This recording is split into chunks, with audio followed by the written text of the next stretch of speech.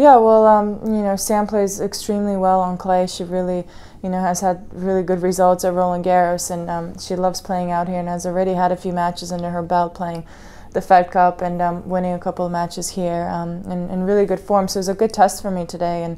I felt like, you know, I stepped up when I had to. She certainly had her chances to win the match, you know, being up a match point, and I just kind of held on and was really focused and just tried to win it as well as I could. Well, today I really thought it just came down to a couple of those points, and you know, in the first set, those points won in her favor.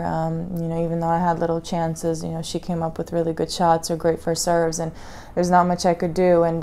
you know, on match point, I, you know, served a smart first serve, and you know, maybe she wanted to go for a little bit extra, but it's when you're in these types of situations when matches are really close, it's really about those 1 or 2 points, and sometimes it's your day and sometimes it's not, and I was just happy that it was mine today. Well, of course, it's extremely difficult to be out there for 3 hours and try to maintain, you know, the concentration and the focus throughout the match, and then winning it and knowing you have to recover for the next day. But it's